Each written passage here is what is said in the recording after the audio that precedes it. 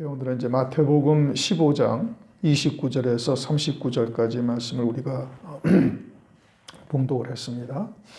29절, 예수께서 거기서 떠나사 갈릴리 호숫가에 이르러 산에 올라가 거기 앉으시니 큰 무리와 절뚝발이와 불구자와 소경과 벙어리와 기타 여럿을 데리고 와서 예수의 발 앞에 두매 고쳐주시니. 갈릴리 호숫가에 이제 산에 이르니까 이제 큰 무리가 많은 병자들을 데리고 왔습니다. 그러자 이제 주님께서 그들을 다 고쳐주셨대요.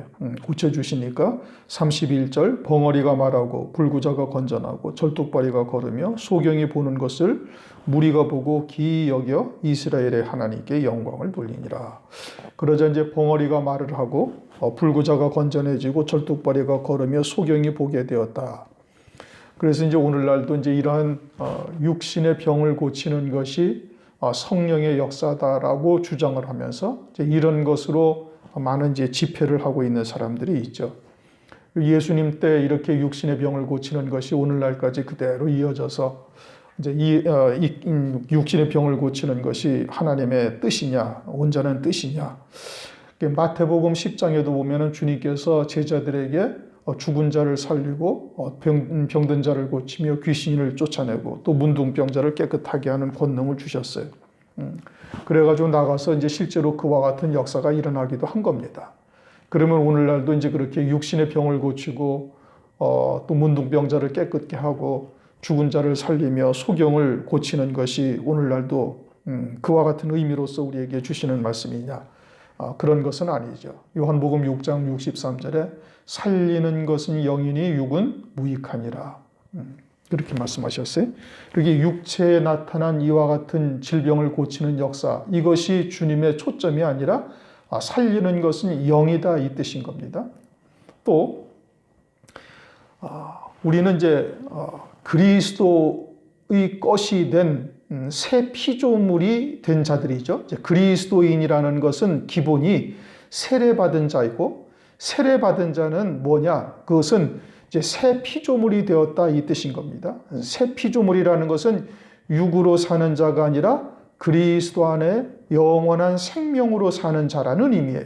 그래서 영원한 생명으로 사는 새 피조물에게 주신 말씀이 하나님의 말씀인 거예요. 그러면은 새 피조물은 영으로 사는 자요, 육으로 사는 자가 아닌데 그 영으로 사는 자들로 하여금 죽은 자, 문둥병자, 절뚝발이, 소경 또는 이와 같은 귀신 들린 자, 이것을 고치라는 뜻인 겁니다. 그것을 주님께 오면은 주님께서 그들을 다 고쳐주신다는 의미인 거예요. 누가복음 4장 18절에도 가난한 자에게 복음이 전파되고 눌린 자, 포로된 자를 자유하게 하고 그리고 눈먼 자를 다시 보게 하신다. 그렇게 말씀하셨죠. 주님에게 오면은 이제 거기에 어떤 조건이 달려있질 않아요.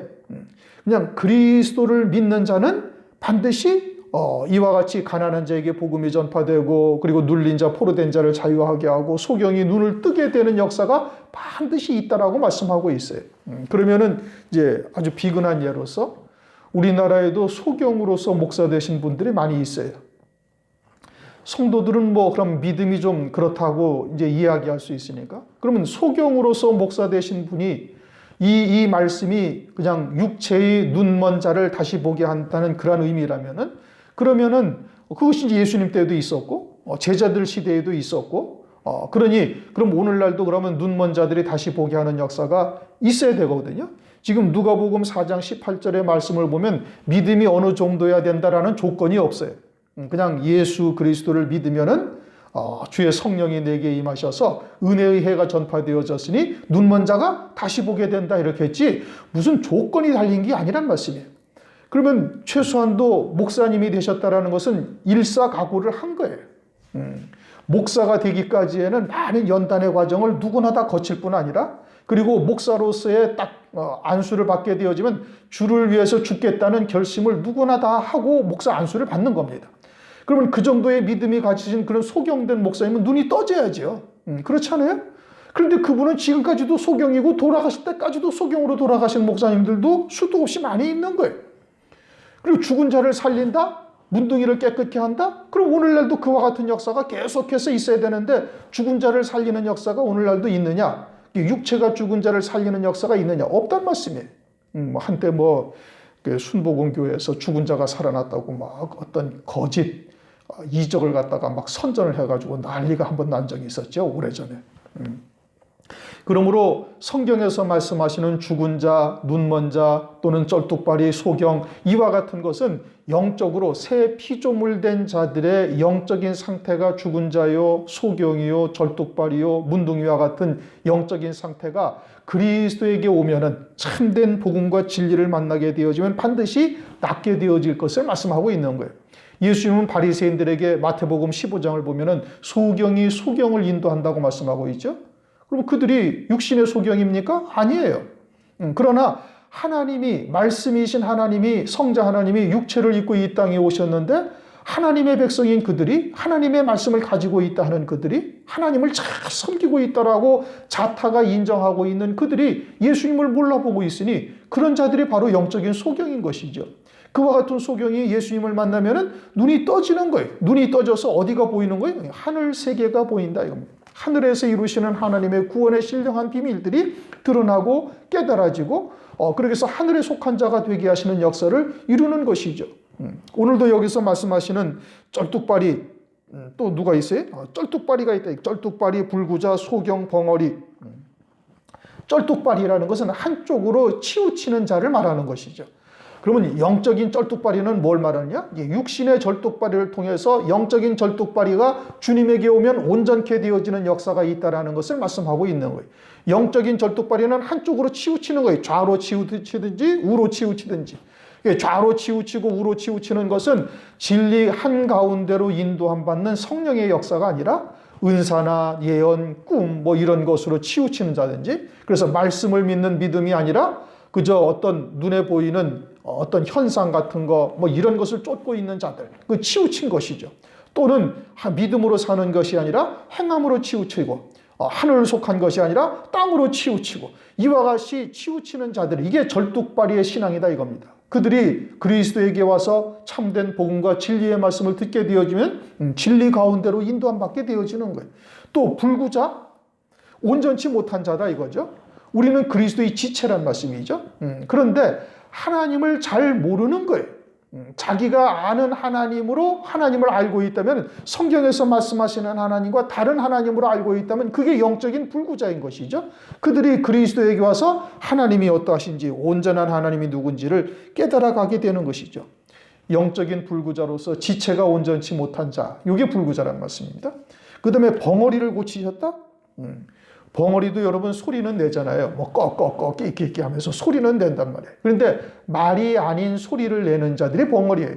그럼 영적인 벙어리는 뭐냐? 참된 진리의 말씀이 무엇인지를 깨닫지 못하고 소리는 하는데, 소리는 나오는데 참된 진리의 말씀을 전하지 못하는 자, 말하지 못하는 자, 이게 영적인 벙어리다 이 뜻이죠.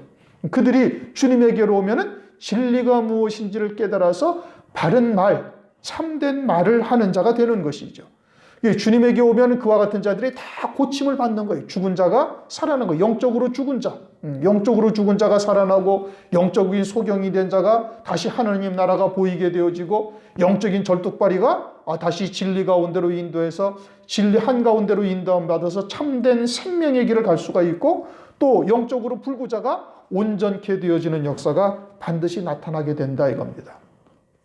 누가복음 4장 18절을 다시 한번 집에 가서 읽어보시면은 거기에 어떤 조건이 없다 이겁니다. 주님에게로 오면은 무조건 다 낫게 되어지는 거예요. 그러니까 진리가 무엇인지, 참 복음과 진리가 무엇인지를 바르게 딱 깨닫게 되어지면은, 그러면은 어떤 포로된 자, 눌린 자 또는 가난한 자, 가난한 자가 세상에서 물질로 가난한 자가 아니라 영이 가난한 자죠. 영이 가난한 자는 뭘 말하느냐? 우선 부요한 자는 그럼 뭘 말하느냐? 그것은 사람의 의, 자기의 의가 충분히 있어서 하나님 나라에 넉넉히 구원받으리라고 생각하는 자. 요건 부요한 자예요. 영적으로 부요한 자, 교만한 자다 이겁니다. 영적으로 가난한 자는 뭐예요? 그것은 공중것에 잡은 자 아래서 우리가 원죄에 있는 육신을 입고 살고 있으니 의의 열매라는 것은 단 한 개도 맺지 못하는 이와 같은 죄인 중에 죄인이요 영원히 멸망에 처해질 수밖에 없는 존재라는 것을 깨닫고 있는 자, 이건 영적으로 가난한 자예요. 그런 자들은 주님을 만나면은 주님이 복음이요 진리요 그러니 그 가난한 자가 부유하게 되어지는 역사가 있게 되어질 것을 말씀을 하는 겁니다. 그런데 문제는 뭐냐면은 오늘날 대부분의 그리스도인들이 자신은 소경이나 불구자나 죽은 자나 문둥병자나 쩔뚝발이가 아니라고 생각하는데 문제가 있는 겁니다. 성경에서 말씀하시는 절뚝발이, 소경, 문둥병자, 죽은 자가 그저 육신의 절뚝발이, 소경, 문둥병자라고 생각을 하고 있고 자신은 육신이 건전하니까 자기는 절뚝발이요, 죽은 자요, 소경이 아니라고 생각하는데 문제가 있다 이겁니다. 그러니까 하나님의 말씀이 그들에게 절박하지도 않고 아주 실감나게 다가오지도 않고 그저 지식적인 신앙생활, 종교 활동을 하는 거죠. 취미생활처럼 교회를 왔다 갔다 하다가 그것으로 끝나는 신자들이 대부분이다 이겁니다. 우리가 주님을 대하는 또 말씀을 대하는 자세가 어떠해야 되는가 우리 스스로가 한번 다시 생각해 봐야 되는 겁니다. 자기는 육신이 건강하니까 이러한 병든 자, 불구자, 절뚝발이, 소경이 아니라고 생각한다면 그건 문제가 심각하다 이겁니다. 그러니까 하나님의 말씀이 그들에게 생명이 되지 못하고 그저 지식으로 끝나버리다가 하나님 나라에 올라가서 슬피 울며 이를 갈미 있게 되는 것이죠. 이제 32절부터는 이제 조금 다른 내용이죠. 이제 14장에 보면은 오병이어의 이적이 14장에 있었어요. 그리고 여기서는 이제 칠병이어의 이적입니다. 이제 그 사건과는 별개의 사건이에요. 예수께서 제자들을 불러 가라사대 내가 무리를 불쌍히 여기노라. 저희가 나와 함께 있은지 이미 사흘임에 먹을 것이 없도다. 길에서 기진할까 하여 굶겨보내지 못하겠노라. 제자들이 가로되 광야에서 우리가 어디서 이런 무리의 배부를 만큼 떡을 얻으리이까? 예수께서 가라사대 너희에게 떡이 몇 개나 있느냐? 가로되 7개와 작은 생선 2마리가 있나이다 하거늘 예수께서 무리를 명하사 땅에 앉게 하시고 떡 7개와 그 생선을 가지사 축사하시고 떼어 제자들에게 주니 제자들이 무리에게 주매. 36절까지 그렇게 말씀을 하고 있습니다.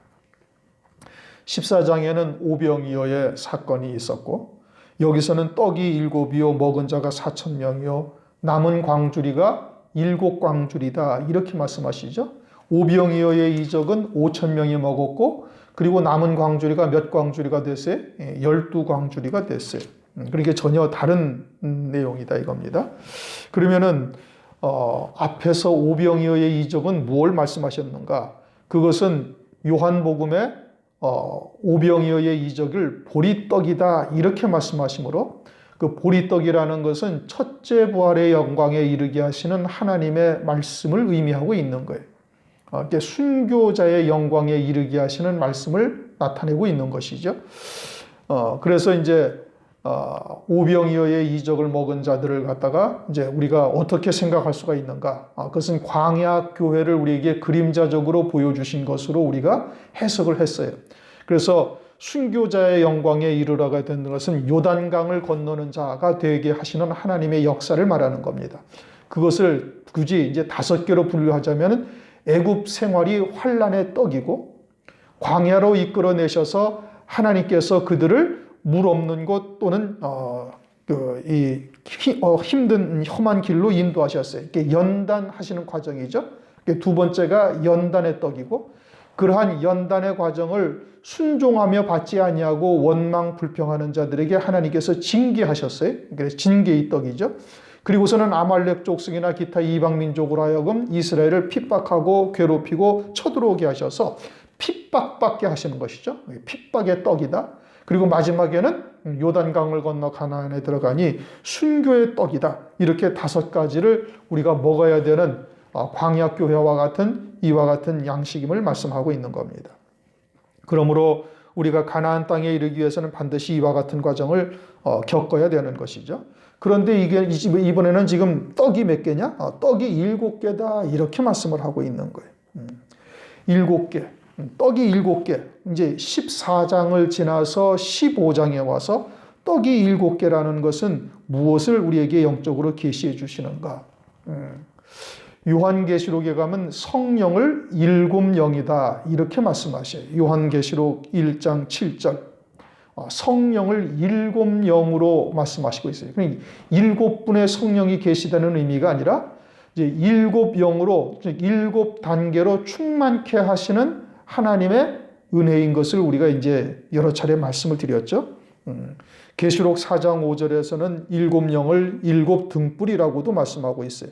등불, 촛불이 하나가 켜지면 하나만큼 밝고 2개가 켜지면 등불 2개만큼 밝아지고 7개가 켜지면 7개만큼 밝아지는 거예요.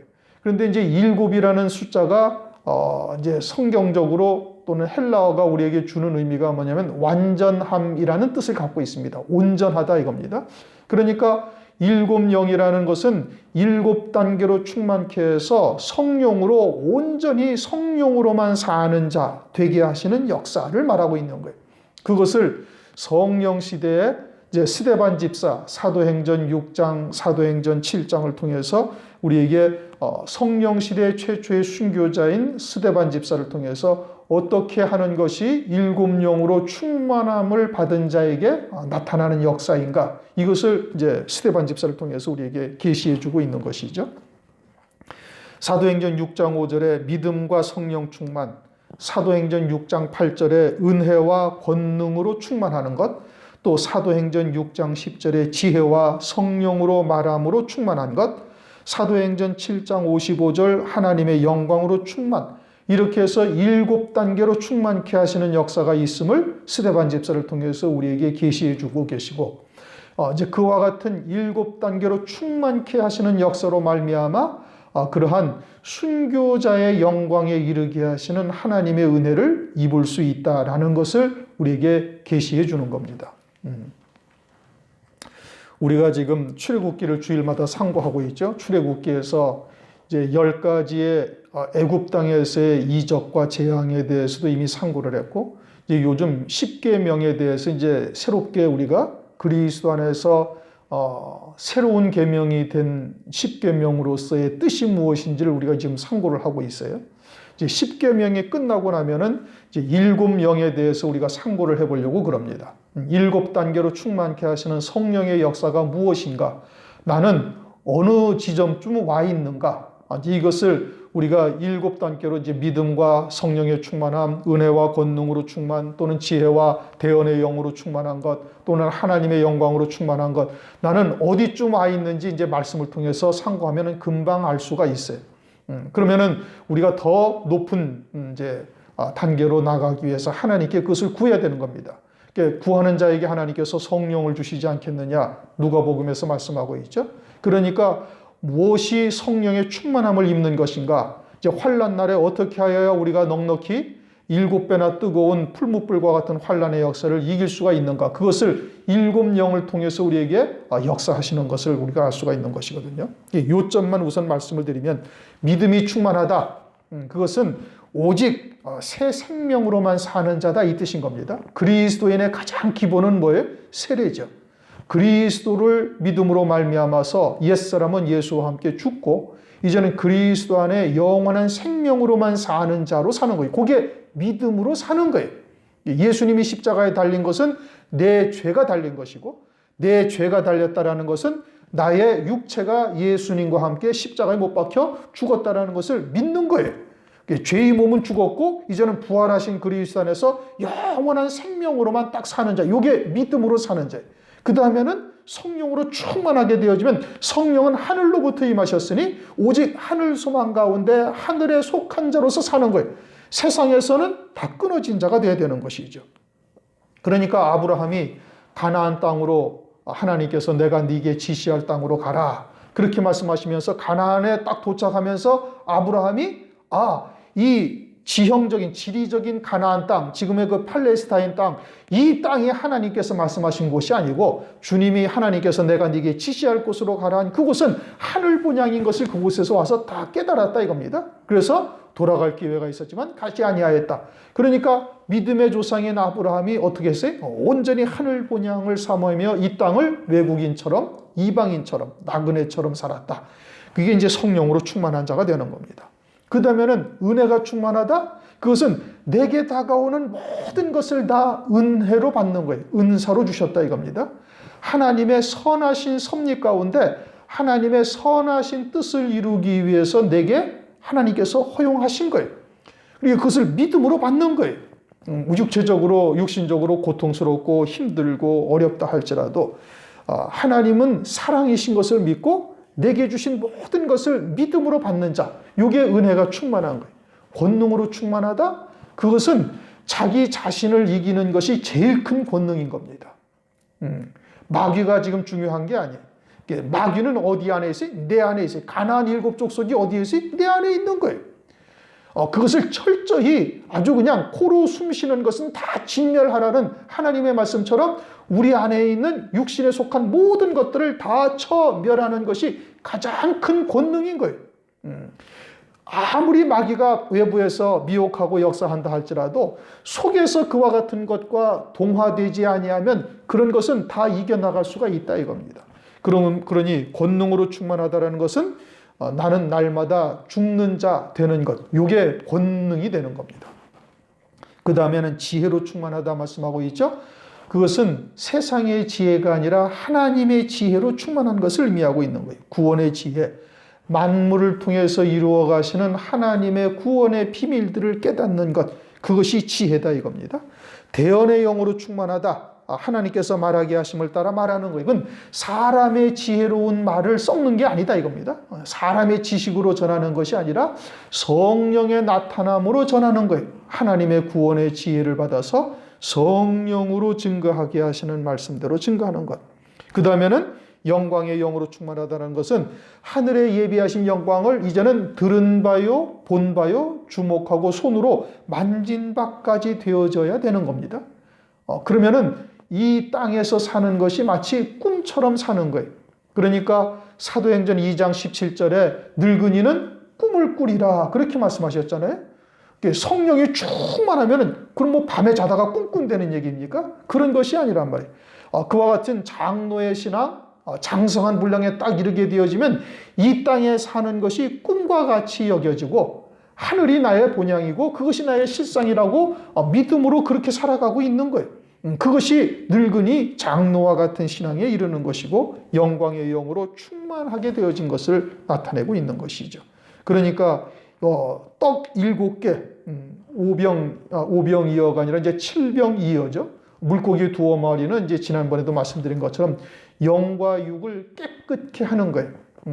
고린도후서 7장 1절에 육과 영을 깨끗게 하자. 육신에 속한 것 또는 영적으로도 미혹되어져 있는 역사 이런 것이 뭔지 분별하고 마치 방주에 안팎으로 역청을 바르잖아요. 안에서 썩어지지 아니하도록 안에서 역청을 바르고 바깥에서는 바닷물이 새어 들어오지 못하도록 바깥에서도 역청을 바르고 요게 안팎으로 역청을 바르는 역사, 육과 영을 깨끗게 하는 역사, 이것을 말씀을 하고 있는 겁니다.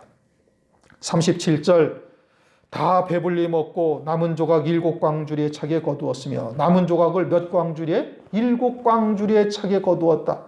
14장에서는 몇 광주리에 차게 거두었어요? 12광주리. 14장 20절 다 배불리 먹고 남은 조각을 12바구니에 차게 거두었으며 여기서는 7광주리에 차게 거두었다. 그럼 7광주리는 7 제자 또는 7군데에서 이제 그 말씀을 나눠주는 거예요. 어떤 말씀?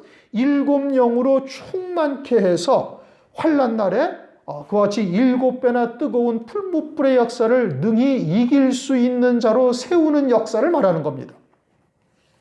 요한일서 5장 7절 보면 성령은 진리다 이렇게 말씀하셔요. 말씀이 하나님이시고 말씀이 영이란 말이에요. 하나님은 영이시니. 그리고 말씀은 하나님의 말씀은 곧 진리죠. 그러니까 진리가 곧 영이시다. 이게 말씀이 곧 영이신 거예요. 그러면은 7영으로 충만함을 입게 하는 하나님의 말씀을 나눠주는 곳이 7곳이다 이겁니다. 7광주리, 7바구니라는 것은 그걸 말하는 것이죠. 그러면 그것은 뭐냐? 요한계시록 2장, 3장에 7 금촛대 교회가 있어요. 7 금촛대 교회는 환난 날에 환난을 통해서 이루실 하나님의 구원의 뜻을 증거하고 있는 곳이 7 금촛대 교회죠. 왜 금촛대 교회라고 그래요? 금면류관 쓰게 하는 용사들이 이제 그곳을 통해서 배출이 되기 때문에 그러는 겁니다. 그러니까 정금 같은 진리의 말씀. 에덴 동산을 보면은 첫 번째 강이 비손강이죠. 그렇죠? 비손강이 어디를 지나요? 금이 있는 하윌라 땅을 지난단 말이에요.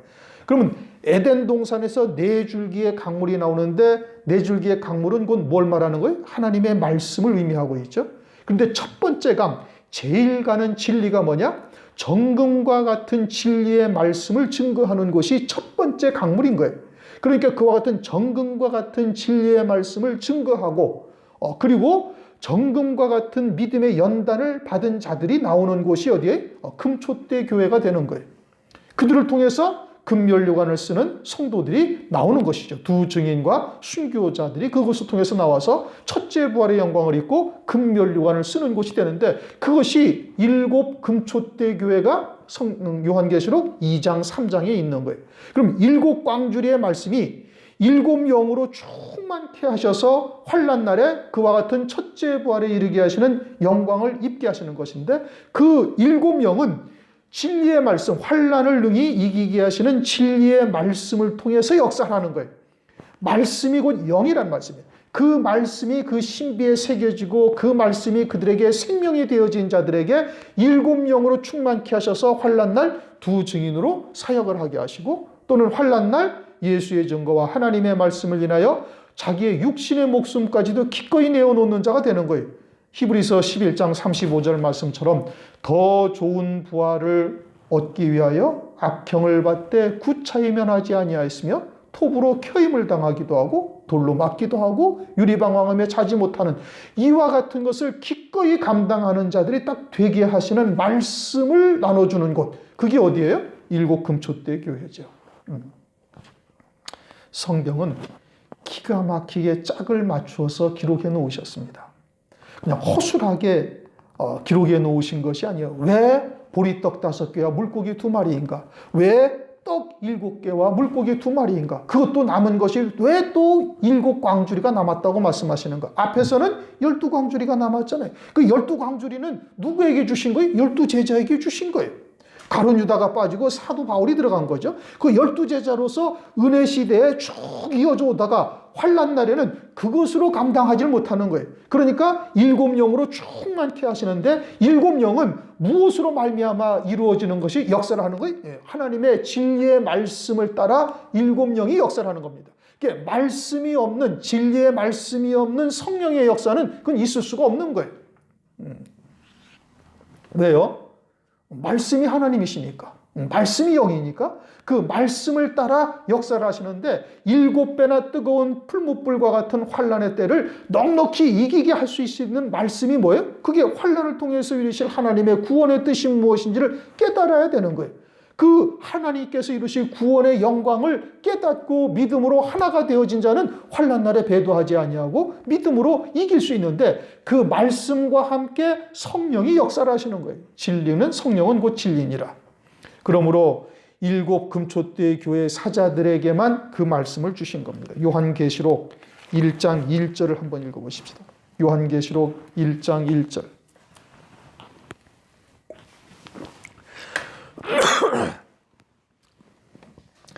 예수 그리스도의 계시라. 이는 하나님이 그에게 주사 반드시 속히 될 일을 그 종들에게 보이시려고 그 천사를 그 종 요한에게 보내어 지시하신 것이라. 그리고 요한계시록의 말씀은 누구에게만 주신 거예요? 그 종들에게. 환난 날에 사역할 종들에게만 이 말씀을 주신 것이고 그들은 7 금촛대 교회를 통해서 그들이 나오게 되어져 있고 그러니까 7 금촛대 교회의 사자들에게 이 말씀이 주어진 것이고 그들을 통해서 환난 날 이루실 구원의 말씀을 깨달은 자들에게 하나님께서 그 말씀과 함께 7 영으로 역사하사 그들로 하여금 온전히 첫째 부활의 영광 또는 환난 날에 사역할 14만 저 사천의 종으로서 세우시는 역사를 이루시는 것을 말씀하고 있는 것이죠. 그래서 37절 다 배불리 먹고 남은 조각을 7 광주리에 차게 거두었으며 7 광주리에 차서 거두신 이 말씀이 어디에 있어요? 7 금촛대 교회에 있는 거예요. 7 금촛대 교회의 사자들에게 그 말씀을 주시고 그 말씀으로 양육을 하는 거예요. 나눠주는 거예요. 그러면 그 말씀을 먹은 자들은 어떻게 돼요? 7명의 충만함을 받아서 그와 같은 사명을 감당하고 영광을 누리는 자가 되는 것이죠. 그런데 38절 먹은 자는 여자와 아이 외에 4,000명이었더라. 앞에서 오병이어에 이적되는 몇 명이었어요? 5,000명. 그런데 지금은 4,000명. 자, 이게 무엇을 말하는가? 오병이어의 떡 5덩어리와 물고기 2마리를 다 먹은 자라 할지라도, 그럴지라도 끝까지 남은 자가 다 되는 것이 아니다 이겁니다. 오병이어의 말씀을 먹은 자라 하여도 7명으로 충만함을 다 받는 것이 아니다 이거예요.